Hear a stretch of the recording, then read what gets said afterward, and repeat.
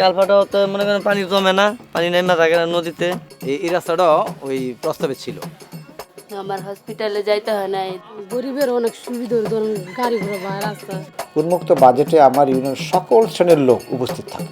আমার ধান টান আনতে সুবিধা, গরু বাছুর লইয়া আলতাল লইয়া যাইতে আমার খুব সুবিধা রাস্তাটা।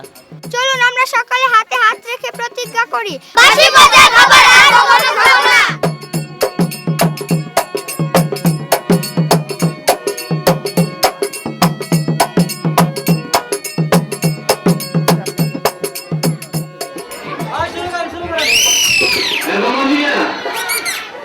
তুমি হঠাৎ স্কুল প্রাঙ্গণে বা কলেজ প্রাঙ্গণে কি মনে করে এসেছো?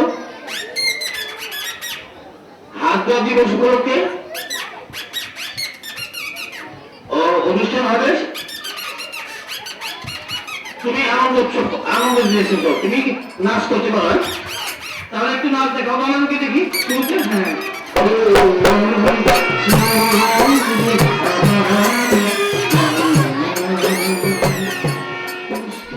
গাজীপুর জেলার বর্মি ইউনিয়নের বর্মিবাজার উচ্চ বিদ্যালয়।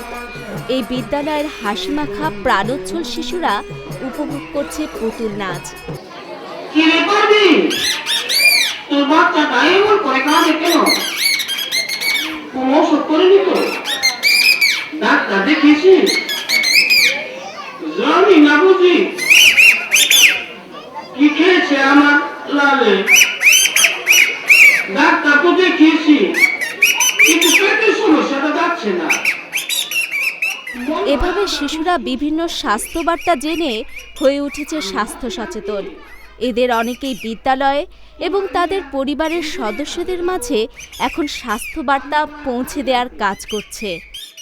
কম মনে রাখতে পারে, সহজে গ্রহণ করতে পারে না।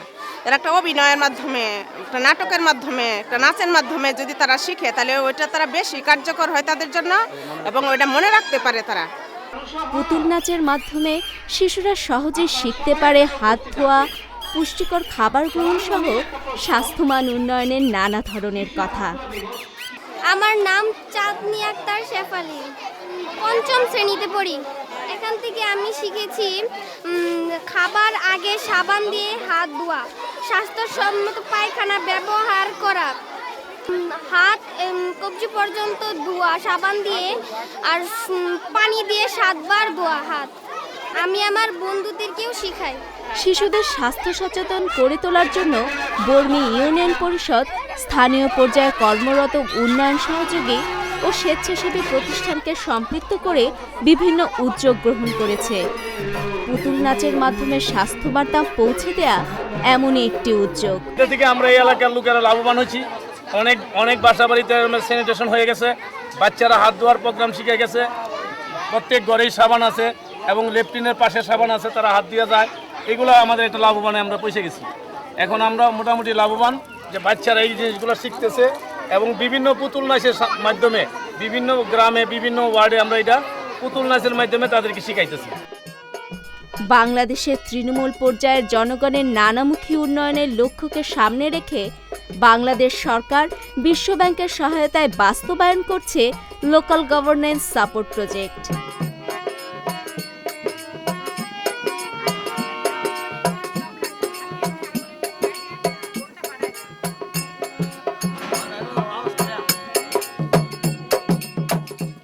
আমি নির্বাচিত হওয়ার পর, দায়িত্ব পাওয়ার পর এরকম গুচ্ছগ্রামে স্যানিটেশন এবং পানি অন্যান্য সমস্যা সহ আমি কাজ শুরু করছি।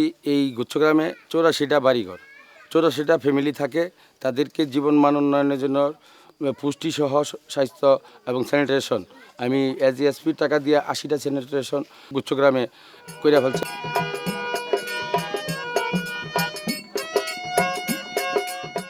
আগে এরকম ভালো ছিল না, এখন মনে করেন যে সরকারিভাবে ইউনিয়ন পরিষদের মাধ্যম থেকে আমাদের এখানে স্বাস্থ্যসম্মত ল্যাট্রিনের ব্যবস্থা করে দেওয়া হয়েছে।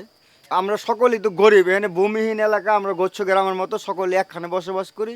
আমাদের এই অ্যাবিলিটি নাই, অর্থ নাই যে আমরা নিজেরা স্বাস্থ্যসম্মত একটা স্যানিটেশন ল্যাট্রিন তৈরি করে যে আমরা বাথরুম করবো, এরকম ব্যবস্থা আমাদের নাই। যার জন্য সরকারিভাবে ইউনিয়ন পরিষদের মাধ্যম থেকে আমাদেরকে এই সরকার এই সাহায্য করছে। গ্রামীণ জনপদের এই হাসিমাখা মুখের শিশুরাই গড়ে তুলবে আগামীর সমৃদ্ধ বাংলাদেশ, এগিয়ে নিয়ে যাবে উন্নয়নের অভিযাত্রা।